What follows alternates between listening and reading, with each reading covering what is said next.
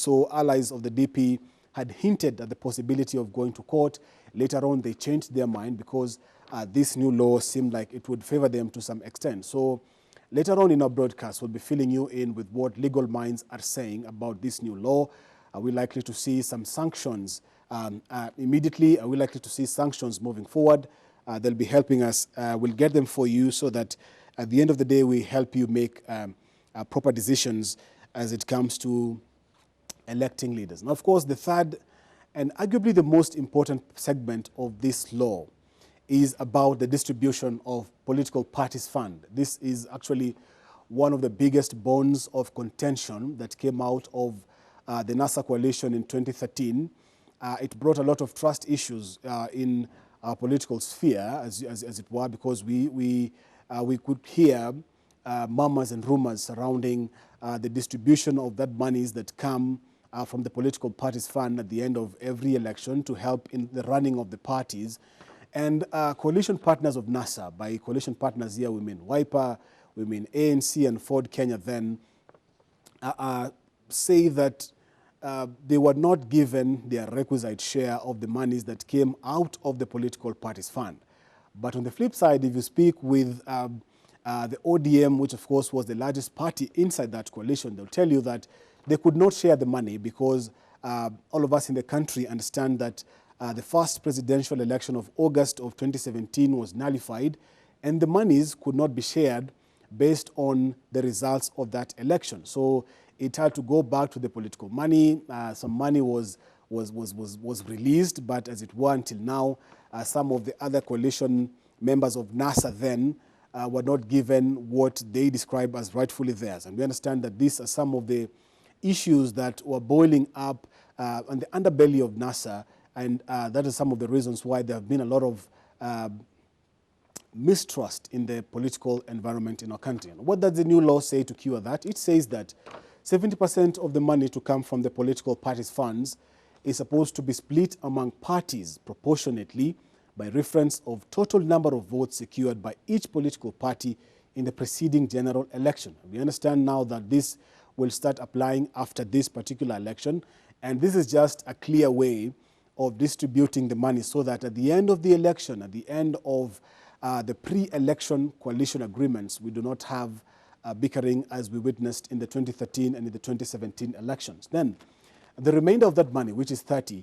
and 15% of that, of the remaining 30%, will be distributed to political parties based on number of candidates the party won from special interest in the groups in the preceding general election. We understand now that according to the law, a segment of nomination slots are supposed to be given to the youth, to persons living with disability, and even the women in our country. So the party with the most affirmative action positions will get a bigger chunk of the political parties fund. And I think this is just one of the ways to ensure that we have many or more people that come from areas or from the groups that are considered as vulnerable in our country, in order to have them more in positions of decision-making, in positions of leadership. I think this is one of the ways the political parties and the registrar and the office of the registrar tried to entice more political parties to have more vulnerable interest groups in positions of leadership. The remaining 10% of the remaining 15%, as in the new law, is supposed to be shared among parties based on the total number of representatives in each political party. As this means now that each party will have the party with the most members elected in any election will get more money as a remainder of this 10% of the 15% that was remaining after you give 70% to the number of votes, and then you give 15% to the number of special interests. Now the 10% would be shared among parties based on the total number of representatives elected in each party. So if, for example, we have the Azimio coalition and the member parties in Azimio, so the 15% will be given considering the number of elected officials that come from that particular coalition in respective and individual parties. That is one, how that 10%. And of course, the 5% is what we would call in a loose translation of ya kutolea, because at the end of the day, they say that these monies have accrue or attract very high administrative costs.